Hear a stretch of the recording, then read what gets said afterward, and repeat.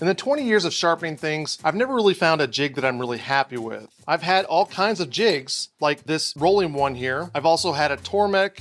I've found jigs on YouTube, but I've really never found anything that works for what I want to do. For example, this little microplaning blade will not work with this rolling guide. So I've been left with trying to freehand this, and with the blade being as thin as it is, it's really difficult to do. But I came up with this little jig that allows me to slide my blades in, lock them in place, and then set the angle to what I need it to be so that I can do my sharpening.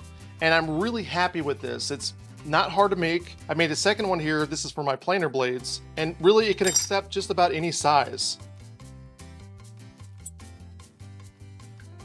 But what I like best about this is how it clamps it on, and I can use a circular motion to sharpen my blades, which I found is a lot faster in getting the blades sharp. There just really is a lot of versatility to this, and you can suit them to any blades that you want. So today I'm going to show you how you can make one of these blade guides very simply.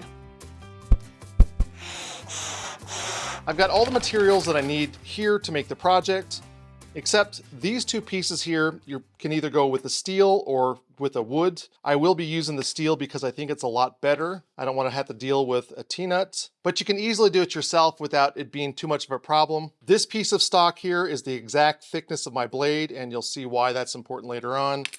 And then this is just a 2x4 that I've cut the corners off so it's square and cleaned up a little bit. And I could use this, but I decided to do something a little bit nicer. I always encourage people to make nice looking tools, and this is a little bit nicer, Jatoba and maple. First thing that we're gonna do is we're gonna use a box protractor, and we're gonna set the angle to the lowest angle that you plan on using with your chisels.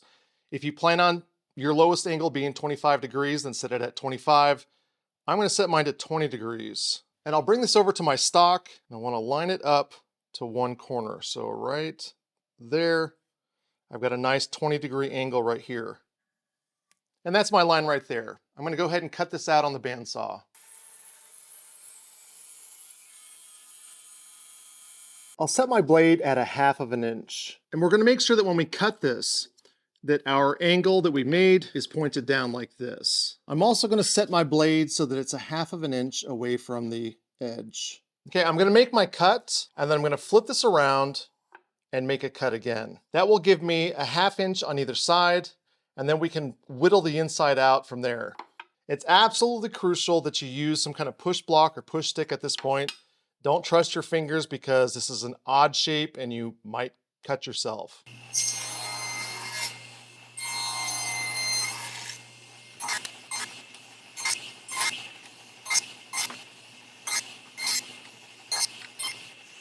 And this is what we look like when we're done. Like I said, this is a really crazy kind of angle. If you put your fingers anywhere near the front here, you're gonna cut your fingers off. So really make sure that you use a push block to do this. I don't want anyone to get hurt, but we'll move on from here. With the sled on the table, I'm gonna go ahead and come in here and add this to the front, and I'm gonna make 2 cuts. I've raised my blade so that's a 1/4 inch above the top of the surface here. And with my first cut, I'm just gonna try to get it as centered as I can on this side. It doesn't have to be perfect.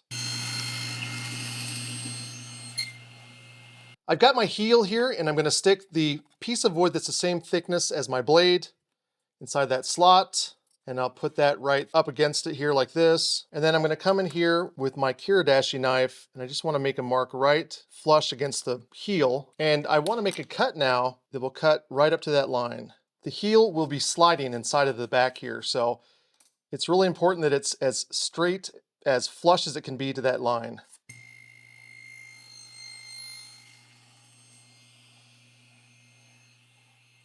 And finally, I don't need these 2 fork ends beyond my cut right here, so I'm gonna go ahead and cut both of these end pieces off. And now my body is done.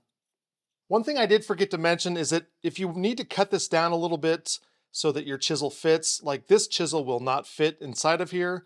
I'm gonna have to make another one for this, but you can do that. But I went ahead and cut these pieces that we used earlier off from the main piece. I'm just gonna glue these in right now. You do wanna make sure that they are slightly smaller than the top and the bottom here. I'm going to set this aside and allow it to dry, but I'm going to bring this up about 1/8 of an inch past the back end here. So right about there. And then I'll mark the back side right there. And now I can take this and set it aside and let it dry. And it looks like I forgot to add this piece. So this is another material piece that you'll need. This is a hanger bolt. It's 1/4 of an inch. Again, everything will be on the website. But I need to cut a notch out of here that this will be able to fit inside of. My piece is 1 3/8 inches. I'll come in here at 11/16. So right there. And now I'll need to mark over about 1/8 of an inch on each side. Go a little bit bigger than 1/8 of an inch, that's fine. I'll use a marking gauge to draw that line, to follow the line all the way to the end. Obviously I don't want to cut to the end, but I'm gonna cut right about here. So there's about 1/2 of an inch left.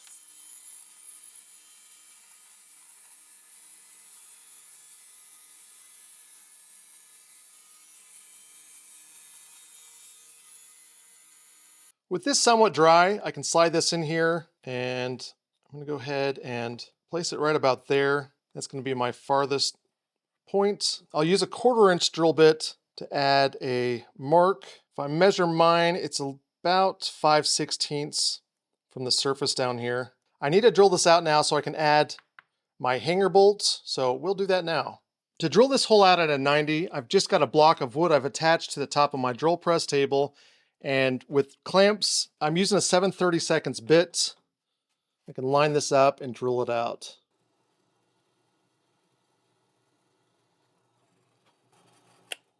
I'll just jam a couple nuts together here and we'll twist this in place.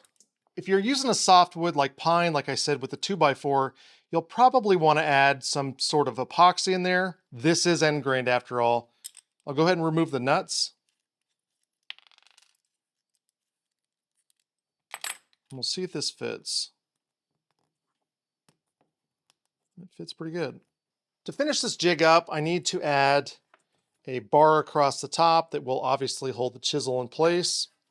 At this point, you can go with the steel or with a piece of wood. So I'm going to be cutting right there. If I put this on here, I can find the center of each one of these columns, make my mark. So I know to drill those out. The T-bolt's going to be a little bit more tricky because this obviously needs to spin around. If I put it against the wall here, I won't be able to spin it at all later on. But I want to be able to place my chisel up next to the wall. That way I have a good reference to keep it lined up. And I want to be able to do smaller sizes. So I really want this to be offset from the side just enough that this can spin around. If you're right-handed, I think it would be better to do it on this side than on this side. Left-handed is the opposite way. That way later on you can hold onto it like this, but it's up to you, whatever you want to do. So once again, I'll put this on here and then, like I said, I'm going to just put it like that. It's offset just a slight bit there. So right there. This is 1/4 of an inch, so I will be drilling out with the number 7. To thread the hole, I'm using a 1/4 inch tap. I'm using the drill press to keep the tap straight. Normally I take this off and bring it to the vise to finish it, but this steel is soft enough I could finish it here. I'll drill these out at 11/64, or you can just go up to 3/16. I'll be using flathead screws, so I'm tapering the holes now.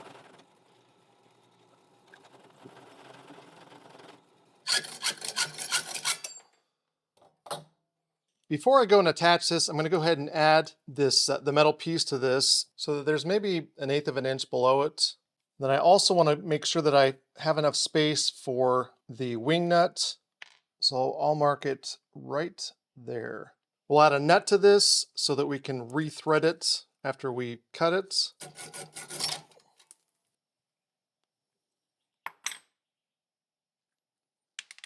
I'll use a hinge drill bit to drill these out.